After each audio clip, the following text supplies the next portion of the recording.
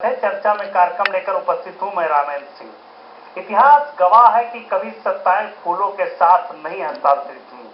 सत्ता हमेशा तलवार और बाहुबल से प्राप्त की गई। इसके लिए अपनों से टकराना भी पड़ता है, शहादत देनी भी पड़ती है और शहादत लेनी भी पड़ती है। कई लोगों को नेपथ्य या वानप्रस्थ जाने का मार्ग भी चुनना पड़ता है। शायद अखिलेश यादव मुख्यमंत्री उत्तर प्रदेश ने इतिहास के इन अध्यायों को पढ़ लिया है। जो बचा वो चाचा राम गोपाल ने कृष्ण की तरह उनको समझा दिया है कि सत्ता के युद्ध में तमाम अपने सामने आएंगे, लेकिन उनको समाप्त करने में रिश्ते आड़े नहीं आने चाहिए। एक बार युद्ध शुरू हो जाता है तो समापन या तो सत्ता के साथ होता है या उसका अंत होता है। तभी तो मुलायम सिंह यादव के भावनात्मक संबोधन का भी अखिलेश पर कोई असर पड़ता नहीं दिख रहा है। राजनीति में विपक्षियों को पटकनी देते आ रहे मुलायम बेटे से कैसे निपटेंगे, इस पर सबकी निगाह रहेगी। क्या अखिलेश अभिमन्यु की तरह चक्रव्यूह में दम तोड़ देंगे या सातवां द्वार तोड़कर समाजवादी सत्ता को अपने हाथ में ले लेंगे? क्या पिता पुत्र के रास्ते अलग हो गए हैं या सुलह की कोई गुंजाइश शेष है? हमारी चर्चा इन बिंदुओं पर टिकी रहेगी। हमारे साथ भारतीय जनता पार्टी के प्रवक्ता हैं सीवी पांडे साहब, हमारे साथ अमरनाथ अग्रवाल साहब हैं कांग्रेस से, और सिद्धार्थ सिंह जी हैं समाजवादी पार्टी से। जाहिर है कि हमारे सबसे गंभीर सवाल सिद्धार्थ जी के साथ ही रहेंगे, क्योंकि सारे सवालों के जो मूल है वो समाजवादी पार्टी है। समाजवादी पार्टी में पिता पुत्र के बीच जो संघर्ष सिद्धार्थ जी शुरू हुआ था, क्या लगता है कि वो अंतहीन हो गया है या कोई सुलह की छोटी सी भी गुंजाइश बची?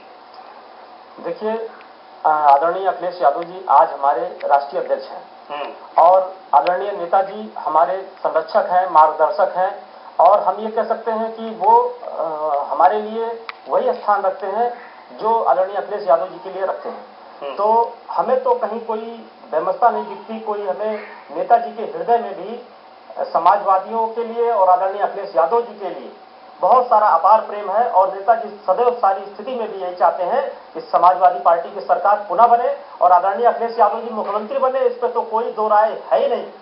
तो नेताजी के हृदय में हम हैं और हमारे हृदय में नेताजी हैं। हम इस बात पे तो आज यही कह सकते हैं सिर्फ आपसे। बिल्कुल। आपको लगता है कि दोनों लोगों के बीच रिश्तों की सुलह गुंजाइश कहीं दिखती है?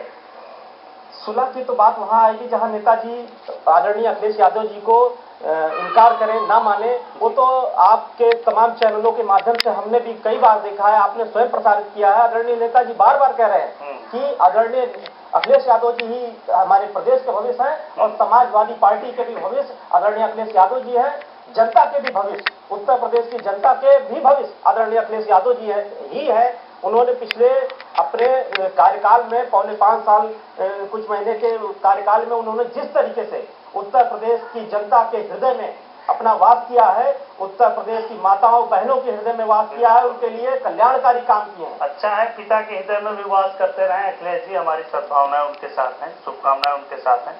क्या सपा की इस टूट का फायदा अमरनाथ जी कोई लंबी छलांग लगा सकती है कांग्रेस उत्तर प्रदेश में?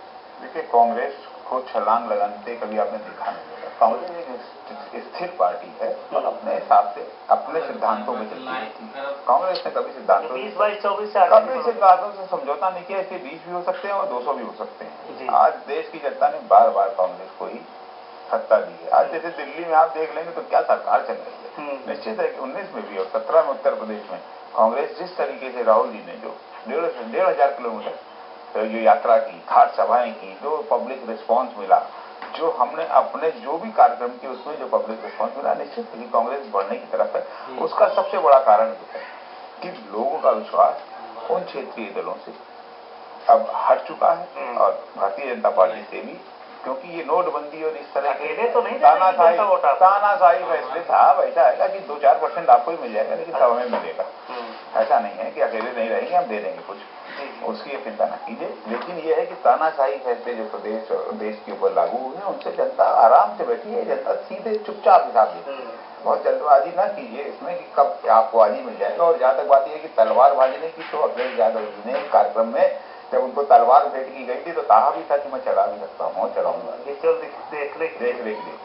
और निश्चित है कि किसी भी दल में जहाँ पे बहुत सारी विचारधाराएं, अगर बहुत सारी महत्वाकांक्षाएं जाग जाती हैं, जब जल दल के ऊपर जाती तो ऐसी परिणाम आते हैं, इस तरह की परिस्थितियां क्रिएट होती हैं। बार बार नेताजी, आज नेताजी ऐसा लगता है माननीय मुलायम सिंह जी पशुपेश में, कभी के साथ बैठे रहते हैं तो थोड़ी देर बाद ऐसा लगता है कि मोह पास में इधर उधर रहते हैं, कभी इधर हो जाते हैं। कल भी उनका बयान है कि अखिलेश यादव हमारे मुख्यमंत्री होंगे। कैसे होंगे, अब ये नेताजी ज्यादा स्थिति स्पष्ट कर सकते हैं। दूसरे लोगों में तो संभावनाएं रहती हैं, कम से कम आपके यहाँ कोई संभावनाएं नहीं बनती, इसलिए कि गांधी परिवार स्थापित निष्ठा है हमारी। हम किसी को काट पीट के नहीं आते हैं, जैसे अडवाणी जी और अडानी जी और कहाँ मोदी जी ने सबको निपटाया है। अगर हमारे यहाँ ऐसा होता है तो हमारे यहाँ धड़ा बन जाना चाहिए। नेतागिरी का मतलब ये नहीं है कि आप सिर्फ सरेंडर की राजनीति। अमरनाथ जी, आप सी पांडे साहब को सुन लीजिए। पांडे साहब, मुलायम सिंह ने कहा कि सीबीआई का डर है जो राम गोपाल को पार्टी तोड़ने के लिए मजबूर कर रहा है। देखिए, जो सच्चाई ये है कि आज जो इनकी पारिवारिक लड़ाई उसमें मैं कोई टिप्पणी नहीं करना चाहूंगा, लेकिन ये दुर्भाग्यपूर्ण है कि पूरी जो लड़ाई है इसका दिखता कुछ और है कुछ और अंदर खाने में। तो या तो सीएम और सुपर सीएम की कुर्सी की लड़ाई है, या सत्ता की मलाई बटने की लड़ाई है, या इस तरह के जो इनके अवैध तौरनामे हैं उसके भय जनित भी उस कारण हो सकता है। जैसे अमर सिंह को खतरा किसी से है, राम गोपाल जी की सीबीआई जांच का मामला है। हम सभी जानते हैं कि यूपीए गवर्नमेंट ने मुलायम सिंह कैसे एक कदम जो है जेल में रख करके एक कदम जो है सत्ता में बैठ करके प्राण बचाते भागते रहे। तो देखिए, जो परिस्थितियां है उत्तर प्रदेश की सरकार पूरी की पूरी भ्रष्टाचार की, लूट की, डकैती की एक पर्याय बन चुकी है। और आज हमें दुख इस बात का नहीं है कि मुलायम सिंह जीतेंगे कि अखिलेश जीतेंगे या हारेंगे, मेरा विषय नहीं है। विषय ये कि आज उत्तर प्रदेश की जनता हार रही है, आज विकास ठप है, आज स्वास्थ्य सुविधाएं बदहाल हो चुकी है, किसान परेशान है, बिजली से लेकर के तमाम इंफ्रास्ट्रक्चर ध्वस्त हो रहे हैं। आप बताइए, लखनऊ में एक रैन बसेरे पर एक कार चालक गाड़ी चढ़ा देता है, 5 लोग की तत्काल मृत्यु हो जाती है तो कोई नाम लेवा नहीं है, 1 रुपए की सहायता राशि उनको नहीं मिली। अमेठी में एक परिवार में 10 लोग भूखमरी से मर जाते हैं, कोई पूछने वाला नहीं है। देखिए, राजनीति कोई सत्ता तक नहीं राजनीति, लोकतंत्र में जनता स्वरूप है। आप जन भावनाओं से खिलवाड़ करके कहीं नहीं मैदान में झगड़ा करते रहिए, लेकिन हाँ, जनता के बारे में पब्लिक के साथ खिलवाड़ नहीं होना चाहिए। और मेरा ये मानना है कि आज जो उत्तर प्रदेश की परिस्थितियां बहुत भयावह हो चुकी हैं। और आज आप बताइए, जब देश आजाद हुआ 15 करोड़ गरीब थे, आज 40 करोड़ गरीब है। ये लोग गरीबों को बढ़ाते रहे, गरीबी बढ़ाते रहे और गरीबों की संख्या बढ़ाते रहे। हमारा जो मुद्दा है, 400 करोड़ हमारा जो मुद्दा है वो ये, हम गरीबों को सशक्त करेंगे, सुशासन लाएंगे, किसानों की बदहाल स्थिति को बदलेंगे। और ये पूरा का पूरा चुनाव सुशासन पर होने जा रहा है, सरकार की उपलब्धियों पर होने जा रहा है, गरीबों के सशक्तिकरण पर होने जा रहा है, आर्थिक आजादी पर होने जा रहा है।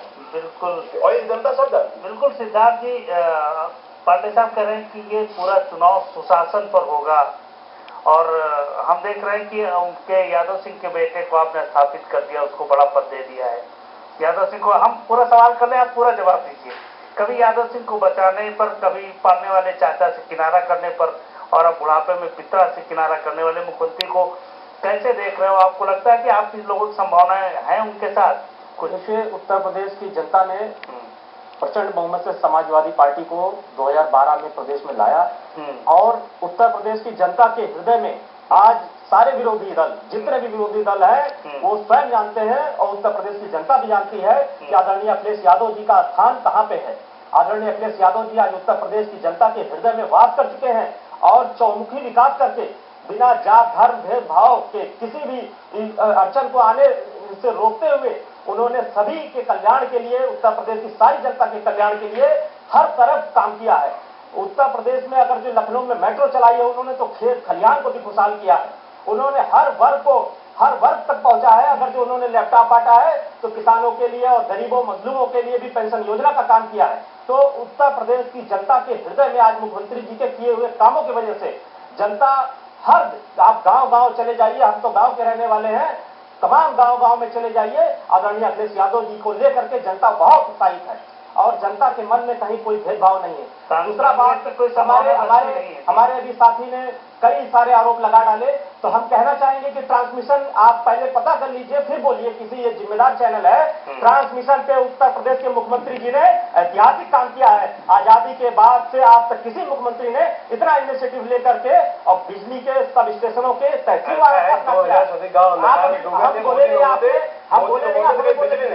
मुख्यमंत्री जी ने बिजली के ट्रांसमिशन से लेकर के और तारों को बिछाने तक गांव-गांव काम किया, पूरे 4 साल, पौने 5 साल तक। और आज ये स्थिति है, गांवों को आप तुलना कर लीजिए पूर्व के सरकारों से, गांव को जितने घंटे बिजली मिल रही है उतने नहीं मिली। आज इस उत्तर प्रदेश के चुनाव चल रहे हैं, लेकिन आज बिजली यहाँ मुद्दा नहीं है, यहाँ गन्ना किसानों का भुगतान मुद्दा नहीं है। तो आप मुद्दा क्यों नहीं है, इसके पीछे जरा हमारे विरोधी दल के लोग भी बता दें। बिल्कुल वो मुद्दा बिल्कुल नहीं बना पा रहे हैं।